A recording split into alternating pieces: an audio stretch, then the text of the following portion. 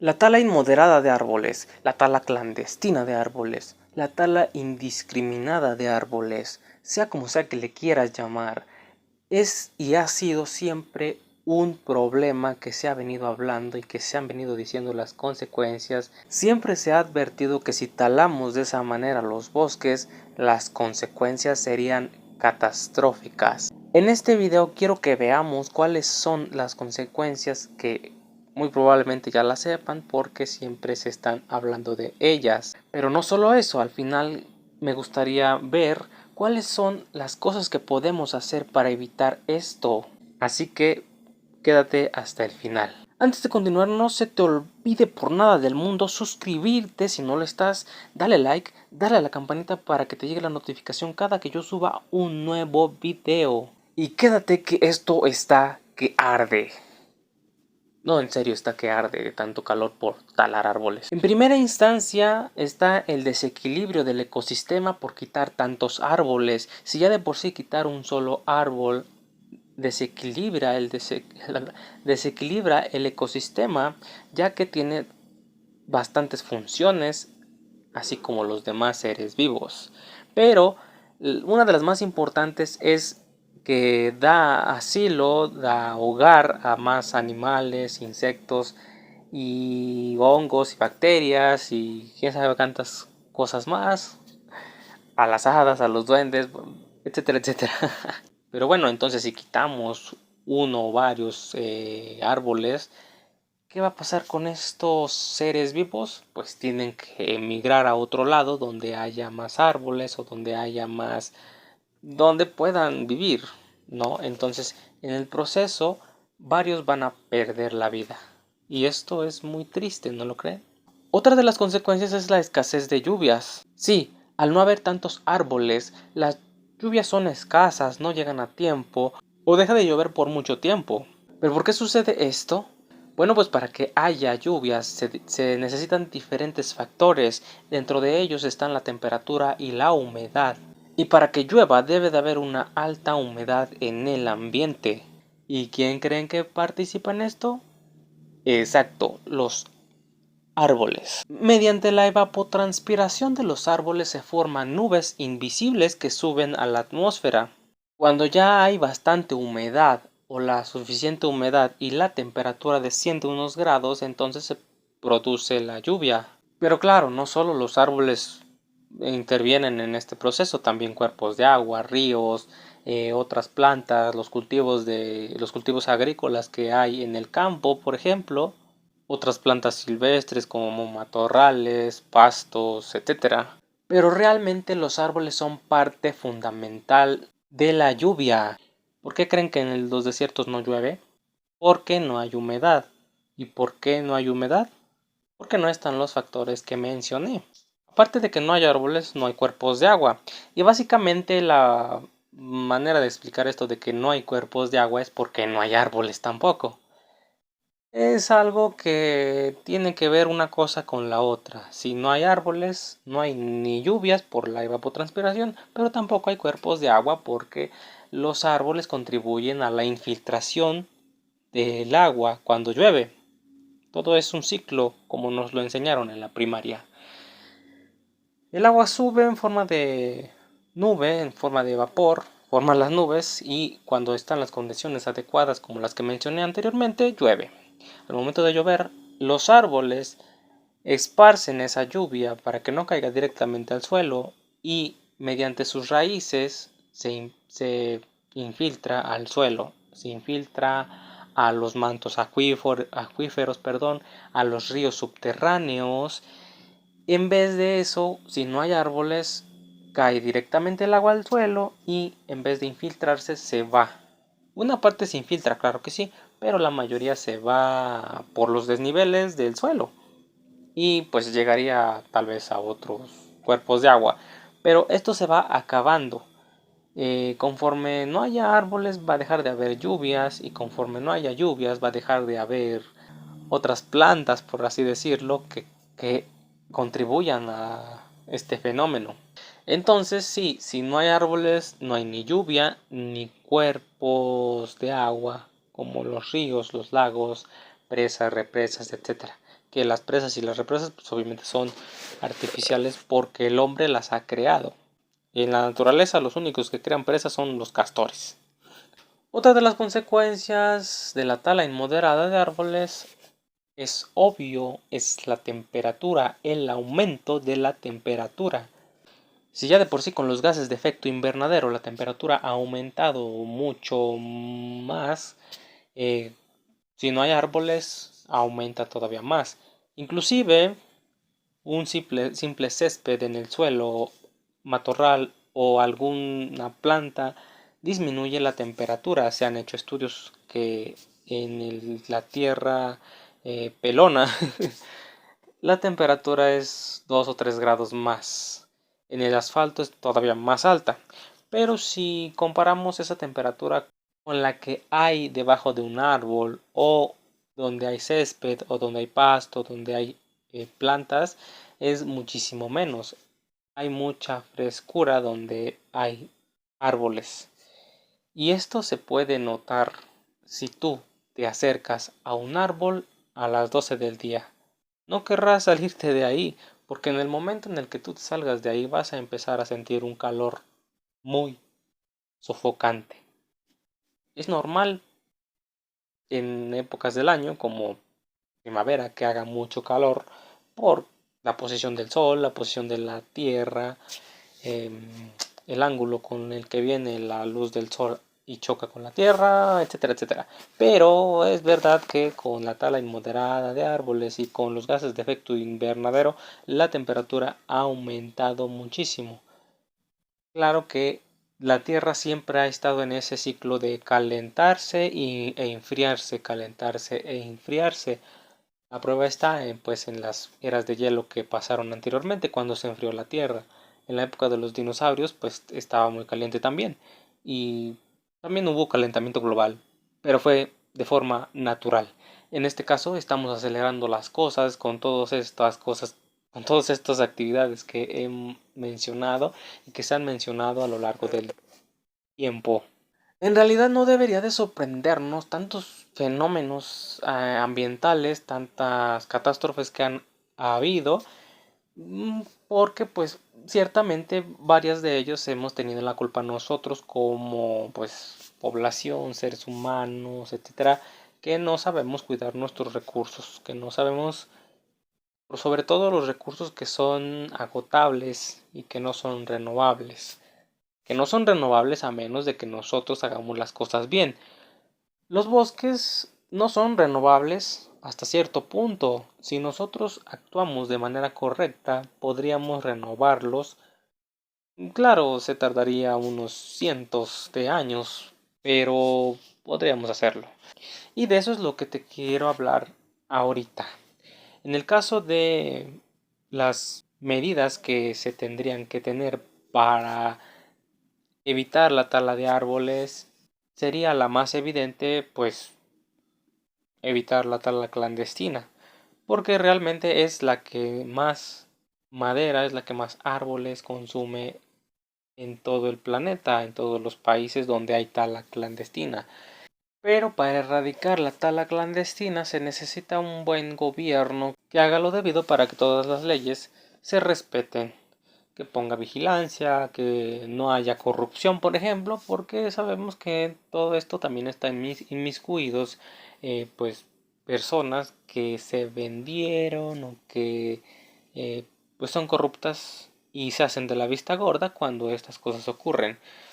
Pero no hablaremos de eso. Ese es problema del gobierno, ¿no? Nosotros como comunidad también pues tendríamos que denunciar cualquiera de estas actividades ilegales. En el caso de la tala que es moderada, pues está vigilada incluso por el gobierno o por autoridades pertinentes, tal vez no se esté haciendo también de la manera muy correcta. Porque, bueno, a lo que tengo entendido, cada que talan un árbol, en el caso de estas compañías que se dedican a eso y que tienen permiso de hacerlo, tienen que reforestar por cada árbol talado, reforestar 10 o no sé cuántos, ¿no? Yo diría que está a medias esa actividad porque muchas veces no se reforesta de manera adecuada. Muchas veces cuando hablamos de reforestación o de reforestar un cerro, un bosque, etcétera, reforestamos con lo que se nos da la gana y no debería de ser así.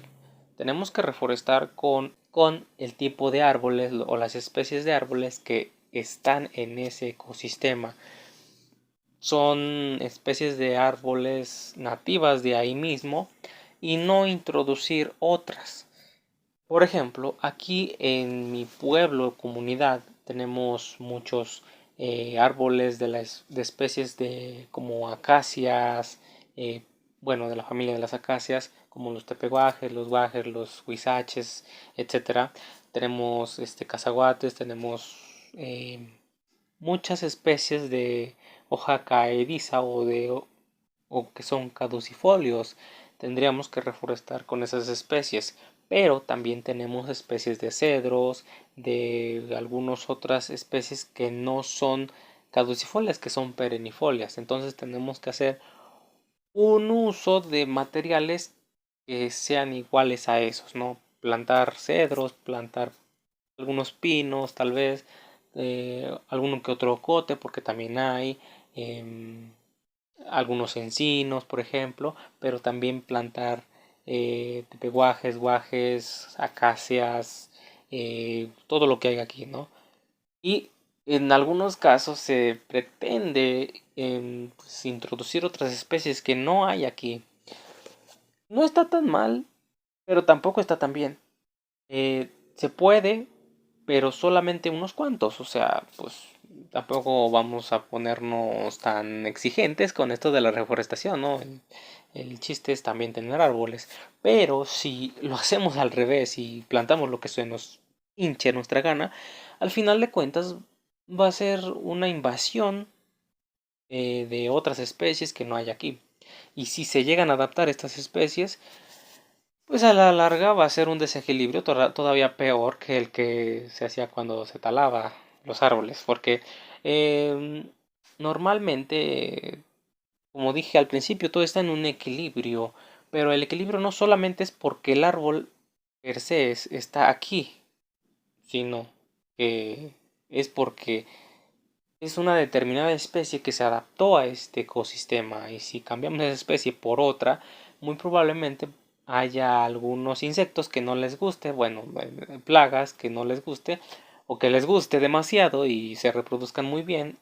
Y ahí es donde está el problema. Muchas enfermedades y plagas que existen en los bosques, sobre todo en los reforestados, que se reforesta con especies que no son de ahí, es por eso porque las especies nativas tienen un sistema de adaptación no solamente al clima o al tipo de suelo, sino también a las especies de insectos y animales que existen en ese ecosistema y que les permiten vivir en armonía con ellos. Entonces, esas son las cosas que debemos hacer.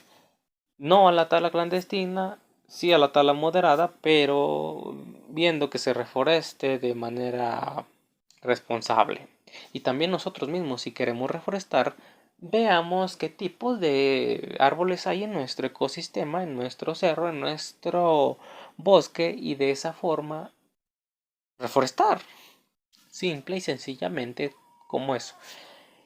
Otra cosa para reforestar es hacerlo en periodo de lluvias y cuidar esos arbolitos. O sea, no necesitas plantar tantos árboles.